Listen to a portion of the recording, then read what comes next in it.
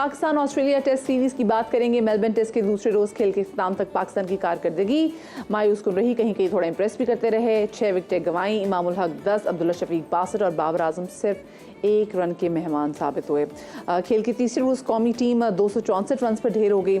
इन सब पर बात करने के लिए आज हमारी खुशकिस्मती ये है कि हमारे साथ स्टूडियोज़ में मौजूद हैं सीनियर स्पोर्ट्स जर्नलिस्ट कमर अहमद साहब, जो 30 साल से ज़ायद अरसा वो BBC के लिए भी लिखते रहे हैं और दुनिया के सबसे बड़े जो हम देखते हैं गार्डियंस और जितने भी बड़े अखबारात हैं उनके लिए ये लिखते रहे हैं और जहाँ जहाँ पाकिस्तान टीम ट्रैवल करती रही उनके साथ जाते रहे हैं। हमारे साथ स्टूडियोज़ में मौजूद हैं। अस्सलाम वालेकुम जी, वेलकम टू सुबह का समा। सर कैसे हैं आप? वेलकम सर, मुझे बताएं, आप आई एम श्योर आप पाकिस्तान के मैचेस देख रहे होंगे, जिनकी परफॉर्मेंसेस देख रहे होंगे, और आप पहले भी आपने तो क्योंकि आप कमेंटेटर भी थे जब 1992 में जब पाकिस्तान जीता था वर्ल्ड कप, वहाँ पे जीता था, आपने पाकिस्तान का वो शानदार टाइम भी वहाँ पर देखा है और आजकल जो हमारे क्रिकेटर्स की परफॉर्मेंस है आप ये भी ऑब्जर्व कर रहे हैं।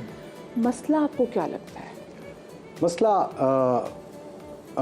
lack of system in Pakistan cricket and in Pakistan cricket board। ये जो गवर्नमेंट चेंज होती है तो चेयरमैन चेंज हो जाता है बोर्ड का, उसके डिसीजंस पलट दिए, ऑल ऑफ ए सडन कप्तान चेंज हो जाता है, all of a sudden selector change हो जाता है, कोई सिस्टम नहीं है। और इसी की वजह से और पाकिस्तान की जो क्रिकेट है वो सफ़र कर रही है और खिलाड़ी भी सफ़र करते हैं, जिसकी वजह से Pakistan one of the highest profile team रही है दुनिया की। हर वर्ल्ड कप में बल्कि फेवरेट भी रही है। एक वर्ल्ड कप जीता भी 92 में जब मैं वहाँ पर कमेंटेटर था टेलीविज़न न्यूजीलैंड का, जेफरे बैकवर्ट वगैरह के साथ। लेकिन आपने जो सवाल किया उसका जवाब यही है कि systems are not in place, never been.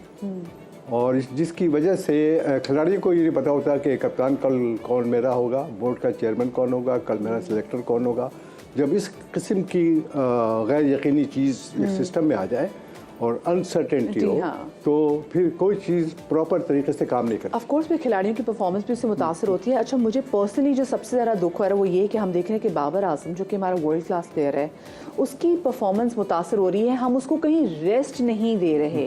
तो आपको नहीं लगता कि यहाँ पे कुछ स्ट्रैटेजी उनको अपनानी चाहिए कि भी हाँ कुछ आपको अपने प्लेयर्स को रेस्ट देना चाहिए, जिसमें बाबर की, मुझे लगता है कि बाबर की परफॉर्मेंस बेहतर हो जाएगी कि अगर हम उसको रेस्ट देना शुरू करेंगे। तो जब इतनी सारी बड़ी सपोर्ट सिस्टम पाकिस्तान की क्रिकेट टीम में हो कि 17 आदमी सपोर्ट सिस्टम वाले, ट्रेनर, कोच, फिजियो, मालिशिया और सारे लोग पाकिस्तान टीम के साथ आजकल सफ़र करते हैं, उसके बावजूद पाकिस्तान की टीम की लड़कों की फिटनेस नहीं होती।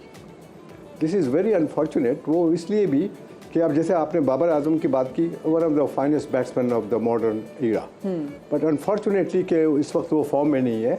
पिछले 10 इनिंग में कारकर्दगी बाबर आजम की बड़े बड़े दुनिया के बैट्समैनों बड़े दुनिया के बैट्समैनों के साथ ये प्रॉब्लम हो जाती है। इसका मतलब ये नहीं है कि he is not a good batsman. सबसे बड़ी गलती जो पाकिस्तान क्रिकेट बोर्ड ने की उसके साथ उसको कि एक इतने बड़े बैट्समैन को, कामयाब बैट्समैन को तीनों फॉर्मेट का कैप्टन बना दिया। एक टीम में जिसमें डेप्थ ना हो बैटिंग की और बॉलिंग की, उसके एक रिस्पॉन्सिबल और इनफॉर्म खिलाड़ी को आप 3 फॉर्मेट का कैप्टन बना देंगे तो उस पर न सिर्फ कप्तानी का प्रेशर, बॉलरों को कामयाब करवाने का प्रेशर, मैच जीतने और हारने का प्रेशर, ये सारी चीज़ें एक यंग आदमी पर, एक रिस्पॉन्सिबल बैट्समैन पर डाल देंगे तो जाहिर है कि उसकी अपनी परफॉर्मेंस तो बहुत बड़ी गलती की थी कि उन्होंने टेस्ट मैच में, वनडे क्रिकेट में, T20 में सबको उसको कप्तान बना दिया, एक ऐसे बैट्समैन को जिस पे पूरी टीम डिपेंड करती है। सही। अच्छा, वो साथ में मुझे बताएं कि हम और बहुत सारे जो फैसले ले रहे होते हैं उसमें हम रोज़ ऑलमोस्ट यही रोज़ बात कर रहे थे, क्योंकि रोज़ हमारा यही रोना है, रोज़ हमें पता चलता है जी कि आज हमारा ये जो खिलाड़ी है ये अनफिट हो गया है। आपने कहा सिस्टम, लैक ऑफ सिस्टम हमारे यहाँ है, लैक ऑफ वो कि डिसीजन मेकिंग भी यहाँ पर काफ़ी हम देख रहे हैं, जिसका ऑफ कोर्स ये पहलू भी है कि हुकूमत बदलती है और उसके बाद फिर नए लोग आ जाते हैं, उसके बाद उनके अपने डिसीजंस होते हैं। लेकिन हम ये अब से नहीं देख रहे हैं, हम ये कई सालों से देख रहे हैं कि ऐसा है। जब हुकूमत नहीं भी बदली थी, जो उस वक्त के चेयरमैन PCB थे, उनकी भी हम देख रहे थे तमाम तो चीज़ें वो हैं वैसी। कई सालों से नहीं, ये 1950s से चूँकि 1950s में मैं सिंध का कैप्टन था हैदराबाद का काजम ट्रॉफी में। आई एम ए क्रिकेटर और मैं इंग्लैंड गया था 64 में एज ए प्रोफेशनल खेलने। तो I have been watching and in association, in meeting with the Pakistan Cricket Board officials since then. And from 50s, 1950s से लेकर के जब मैंने 56 में डेब्यू किया था फर्स्ट क्लास क्रिकेट में, उस वक्त से अब तक वही सिस्टम चल रहा है कि कोई सिस्टम ही नहीं है, unfortunately. How sad is that? It's funny. ये तो डार्क कॉमेडी होगी पाकिस्तान की। बहुत बड़ी कॉमेडी है और इसके बावजूद आप देखें कि पाकिस्तान के इसी मलाइन सिस्टम ने एक से एक दुनिया के हाई प्रोफाइल क्रिकेटर पैदा किए और ये बड़ी तजुर्बेज़ बात है।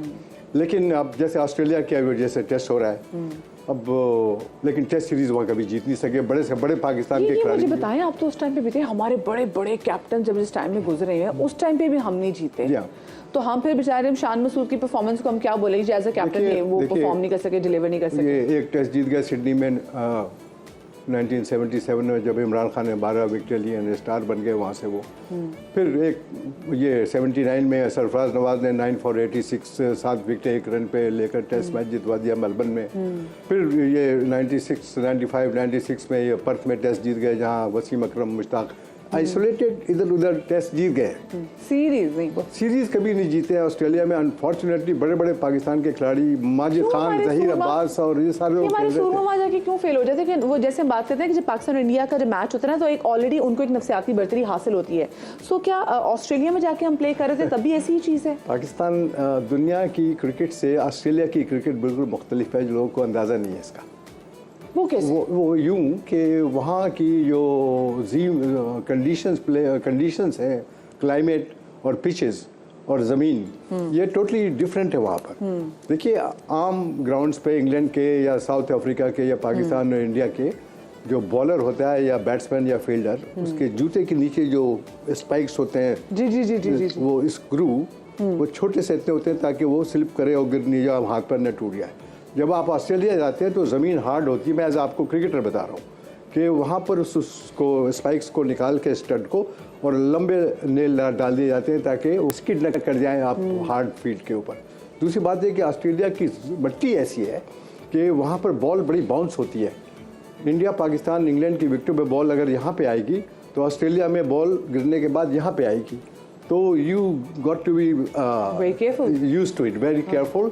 और इसीलिए ये जो बाहर के खिलाड़ी, इवन इन इंग्लिश पीपल, वो 1877 से टेस्ट खेल रहे हैं ऑस्ट्रेलिया में, वो जाके वहाँ पर फेल हो जाते हैं। नए नए खिलाड़ी वहाँ जब जाते हैं, इसलिए कि बाउंस ऑफ बॉल जो होती है वो डिफर करती है फ्रॉम इंग्लैंड, ऑस्ट्रेलिया, पाकिस्तान और इंडिया।